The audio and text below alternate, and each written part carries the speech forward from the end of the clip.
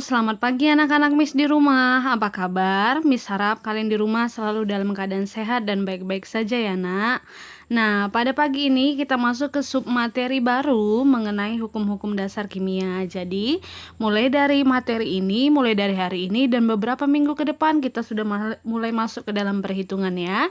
Jadi untuk itu, kepada anak-anak Miss di rumah, Miss harapkan sudah menyediakan buku catatan, buku latihan, bahkan alat tulisnya supaya nanti sambil mendengarkan video bisa memahami materinya dengan baik. Oke, kita mulai atau kita masuk ke materinya.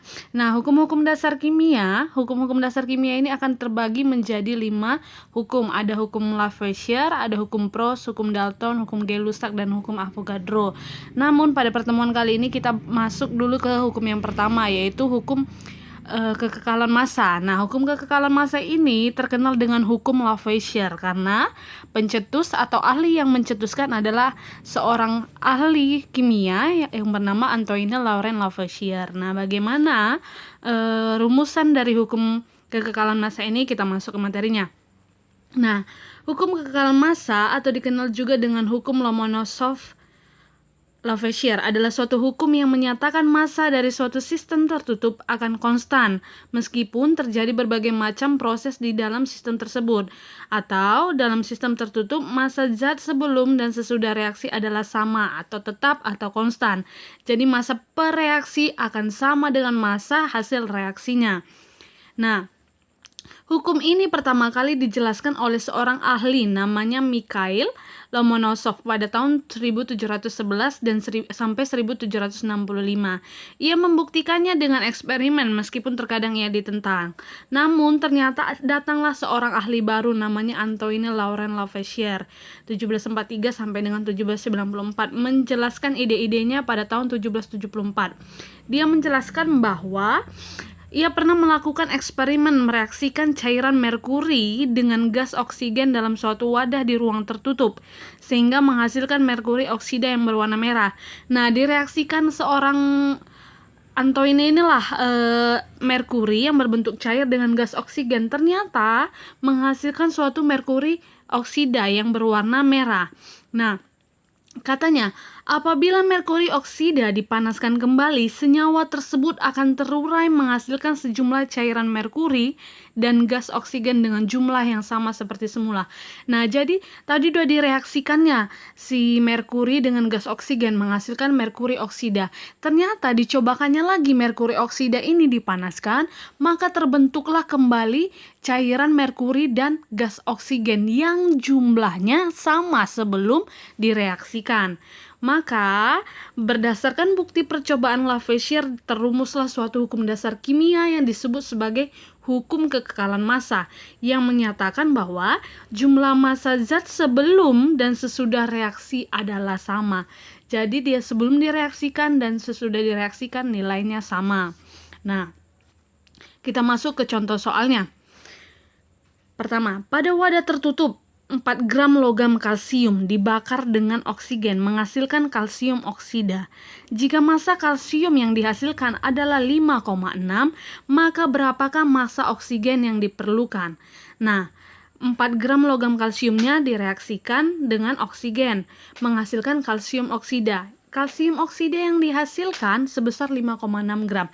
Nah, ingat tadi teorinya, massa zat sebelum reaksi dan sesudah reaksi adalah sama. Berarti kalau kita lihat berdasarkan data gampang, Nak. Sebelumnya 4, sesudah reaksinya 5,6. Maka berapakah si oksigen yang harus ditambahkan dengan 4 gram menghasilkan 5,6? Berarti 5,6 dikurang 4, hasilnya 1,6 gram. Nah, itulah jumlah massa oksigennya ini atau dalam perhitungannya ya. Diketahui massa kalsiumnya 4 gram. Massa kalsium oksida, itu massa kalsium oksida adalah massa sesudah reaksi. Atau kalau kita buat reaksinya itu ada Ca ditambah O2 akan menghasilkan CaO. Nah, ini setengah ya, nanti persamaan reaksinya gimana kita pelajari lebih lanjut. Nah, ini 4 gram. Ini berapa supaya menghasilkan 5,6? Nah, teorinya tadi, sebelum dan sesudah reaksi adalah sama. Berarti 4 ditambah X sama dengan 5,6. Berarti X sama dengan 1,6 gram. Ya. Nah, inilah perhitungannya berdasarkan data. Diketahui 4 gram massa kalsiumnya, massa kalsium oksida 5,6. Berarti yang ditanya massa oksigennya sebesar 1,6 gram. Oke? Itu untuk soal yang pertama. Bagaimana soal kedua? Nah, masuk ke contoh soal yang kedua. Tembaga atau Cu dapat bereaksi dengan belerang atau es atau sulfur, membentuk tembaga sulfida atau CuS. Dalam suatu eksperimen, 16 gram tembaga dicampur dengan 9 gram belerang. Setelah semua Cu habis bereaksi, ternyata masih didapatkan 1 gram sulfur atau belerang yang tidak bereaksi. Berapakah persen massa komposisi tembaga sulfida tersebut? Masuk dalam perhitungannya.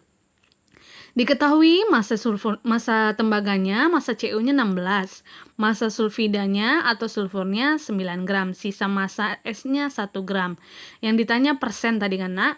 Nah, maka massa yang bereaksinya tadi kan 9, yang tidak bereaksi kan 1, maka dikurangkan massa yang bereaksi adalah 8 gram. Nah, jadi massa yang terbentuk adalah 24, yang bereaksi aja yang masuk dalam perhitungannya, Nak. Yang tidak bereaksi tidak masuk dalam perhitungan. Udah, jadi total massa yang terbentuk itu adalah 24, yang ada itulah massa hasil yang berada di sebelah kanan reaksi, di sebelah kanan tanda panah. Maka massa senyawa yang terbentuk ini atau massa hasil reaksi inilah yang menjadi pembandingnya untuk menentukan persen komposisinya. Maka kalau ditanya massa tembaganya dalam tembaga sulfida, maka itu massa tembaga per massa sulfidanya, tembaga sulfidanya berarti massa Cu per massa CuS, yaitu 16 per 24 dikali 100%, maka dapatnya 66,67%. Kalau persen tembaganya harusnya gampang, kita tinggal kurangkan aja 100 dikurang 66,67. Atau kalau mau dihitung kembali, berarti massa sulfur, massa belerangnya yang bereaksi, Nak, bukan massa totalnya. Tadi kan bereaksinya cuma 8, sementara di dalam soal 9 kan, karena hanya ada 1 gram yang tidak bereaksi. Jadi kalau ditanya persen massa yang bereaksi saja, yaitu 8 gram per massa yang terbentuk, yaitu 24 dikali dengan 100%, karena yang ditanya persen komposisi, maka massanya adalah 33,33%. Nah, itulah untuk contoh soal mengenai hukum kekekalan massa. Nah, maka anak-anak di rumah Miss harap mengerjakan ini latihannya, satu soal saja. Nah, diketahui sebanyak 32 gram diketahui sebanyak 32 gram belerang tepat bereaksi dengan oksigen membentuk senyawa sulfur dioksida, berarti SO2 nanti, sebanyak 64 gram. Untuk mereaksikan 15 gram belerang, gas oksigen yang diperlukan adalah, nah, inilah yang menjadi tugas anak-anak Miss di rumah. Dikerjakan di buku latihan, dibuat diketahui, dijawab dan penyelesaiannya ya. Diketahui, ditanya dan penyelesaiannya, oke? Semua materinya dicatat dengan baik di buku catatan, latihannya dijawab di buku latihan, begitu selesai langsung kumpulkan, oke? Kalau misalnya ada tidak mengerti bisa di WA Miss ya, Nak. Oke, tetap semangat dan jaga kesehatan. Sampai jumpa di video-video selanjutnya. Selamat pagi.